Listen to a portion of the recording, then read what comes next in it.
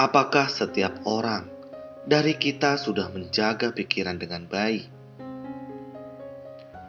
Kita harus menjalani hidup yang sederhana, bebas dari nafsu keinginan, dan terlepas dari berbagai kondisi dan nafsu.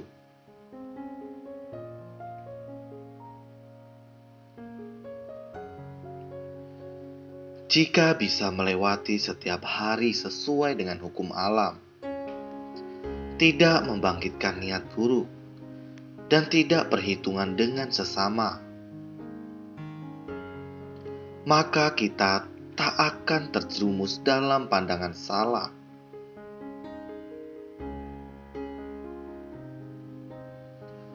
Orang zaman dulu berkata bahwa manusia hidup menderita karena adanya tubuh ini. Dari mana karma buruk berasal? Dari perbuatan kita sendiri. Bagaimana karma buruk bisa tercipta? Dari perbuatan lewat tubuh kita.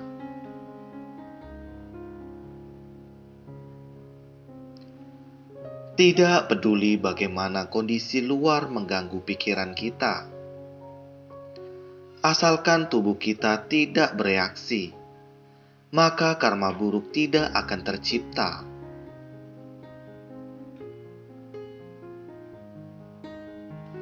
Saat kondisi luar mengganggu pikiran kita, kita harus bisa mengendalikan tubuh untuk tidak melakukan kesalahan. Dengan begitu, maka hanya pikiran kita yang terpengaruh, tetapi tidak menciptakan karma buruk.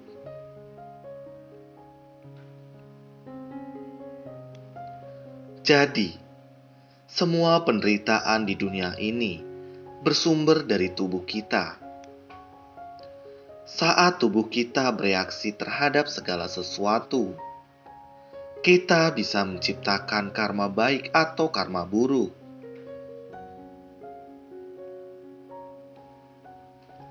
Karena itu, kita harus berterima kasih kepada tubuh ini yang memungkinkan kita menciptakan banyak karma baik.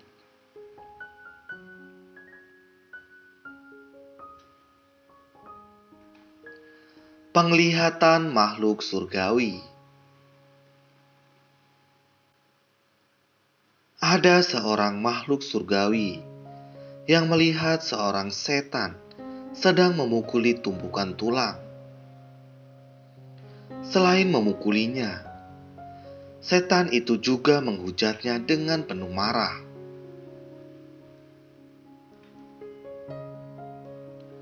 Melihatnya, makhluk surgawi itu merasa sangat aneh.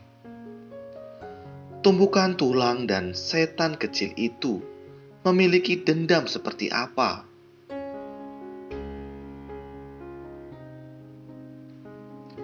Karena penasaran, makhluk surgawi itu bertanya padanya, "Mengapa kamu memukuli tumpukan tulang ini dengan penuh kemarahan?" Setan kecil itu menjawab, "Saya terlahir ke alam setan dan mengalami penderitaan seperti ini, semua karenanya."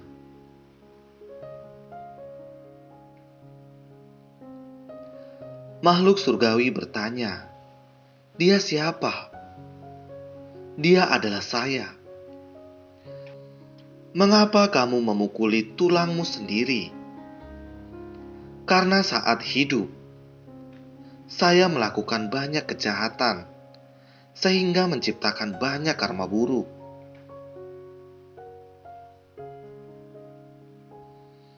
5 karma celaka dan 10 kejahatan, semuanya pernah saya lakukan. Karena itu, setelah meninggal dunia, saya hidup menderita setiap hari karena terlahir sebagai setan. Saya membencinya. Karena itu, saya memukulinya. Mendengar itu, makhluk surgawi itu merasa Ini semua sangat menakutkan. Segala perbuatan kita di alam manusia bisa membawa berkah ataupun bencana.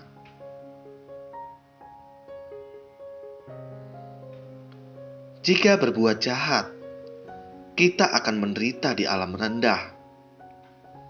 Setelah menyadari hal ini, makhluk surgawi itu kembali melanjutkan perjalanan. Dia kembali melihat seorang makhluk surgawi lain, memberi hormat kepada setumpuk tulang dengan penuh rasa hormat.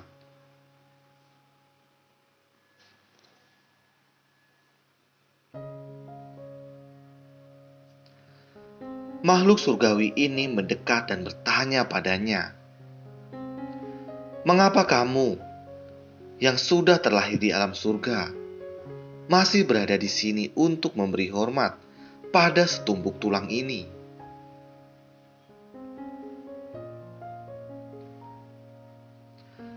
Makhluk surgawi lain menjawab, "Saya berterima kasih kepada setumpuk tulang.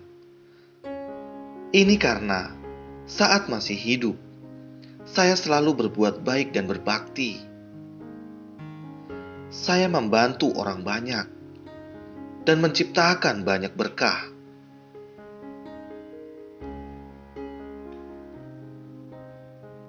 Karena itu, setelah meninggal dunia, saya bisa terlahir di alam surga dan merasakan kenikmatan setiap hari.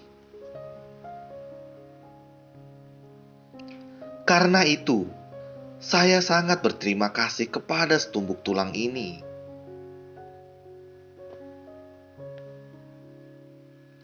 Ya, keduanya sama-sama tumpukan tulang. Karena perbuatan buruk semasa hidup, seseorang harus mengalami penderitaan karena terlahir di alam rendah.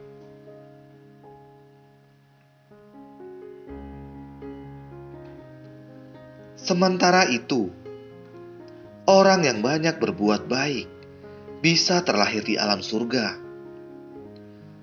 Penderitaan dan berkah semuanya bergantung pada perbuatan kita semasa hidup.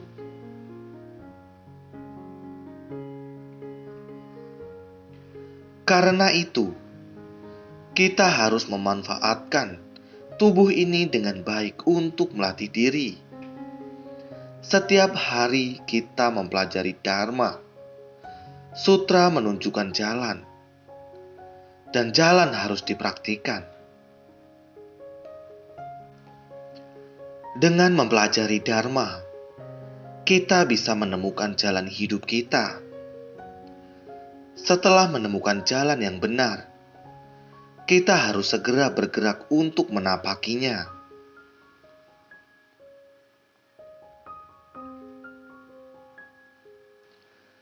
Jadi, tubuh adalah sarana untuk melatih diri.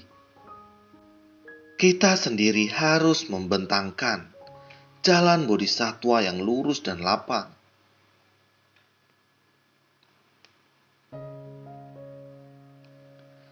Saat tubuh kita bersentuhan dengan kondisi luar, suara dan rupa di dunia ini bisa memicu kita melakukan perbuatan buruk.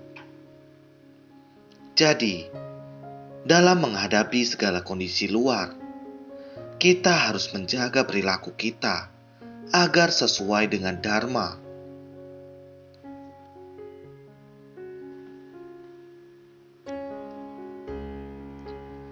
Kita harus memiliki Dharma di dalam hati dan di dalam tindakan.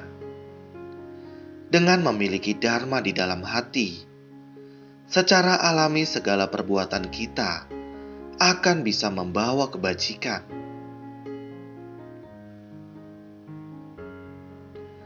Di tengah banyaknya makhluk hidup, kita tidak akan terjerumus akibat tubuh ini. Kita akan bisa melangkah dengan mantap di jalan bodhisatwa. Kita tidak akan berjalan menyimpang atau masuk ke dalam jebakan. Kita harus menggunakan kebijaksanaan untuk memanfaatkan tubuh kita ini guna melakukan hal yang bermanfaat bagi dunia. Inilah yang disebut mengembangkan welas asih dan kebijaksanaan lewat tubuh kita ini.